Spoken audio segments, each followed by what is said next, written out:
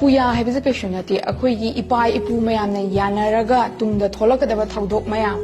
prediction makhalamani masi puya haiduna moi mayamna yanabagi puya haini ipa ipuna yanabai puya haina tholami akhoi gi matamgi khonglei takpo puya haidana puya sida mayek yam sengna palami koi gi pu ahum chainarapagi wari adagi langwa langdai gi matam adu kamai tawna akhoi huji huji thoiba irang asi gi kamai tawna langtai gani haibadi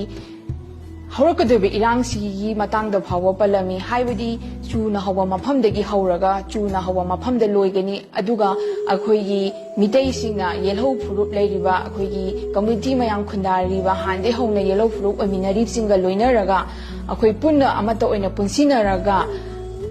maithiba piba ngamgani akhoina mai pakpagi firal adu ngamgani haiba phawba akhoi matamgi khonglei takpa puya asida mayek singna taklami haiba tare akhoi matamgi khonglei takpa puya asida laina laichat makhal ahum lakani haina su tamami laina laichat makhal ahum si laklaba matungda pu ahum chainarapagi wari su mayek lana thambiramni pu ahum haibadi khutpu ahum haitare koi group kanglu ahum surakpa haitare ko masigi wafam masigi masi akoina karigumba fazana langtai ba hairagadi koi lebag si ingna marache na pangadoribani aduna akoina puyangi latam asi phakala yengdaba yade lebag asi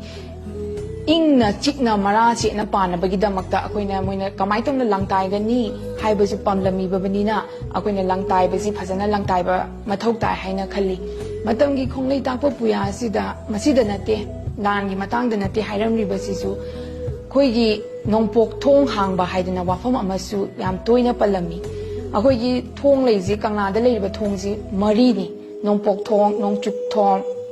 awang thong makha thong aduda hangadiriba thongji karamba thong no haibada nongpok thong sini aduna hoji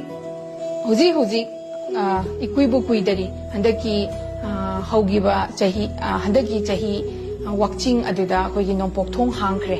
Nongpok thong hang lakriba sina takpadi akoigi puwari masak muna khangi haibana takpani nongpok thong hang ba haibasi akoigi nunglon hang bani akoigi mayamna di hainari nongpok thong hang baji act is policy oigadori bani madu ahanbada akoigi nungi pot asi hana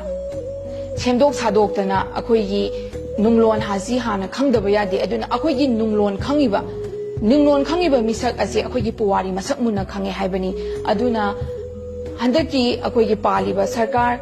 CM Birena lucingliba nongpok thong hangakpa ase yamna thagatningai ni maramdi akoigi puwari asi masak muna khange haiba khudam khara phangni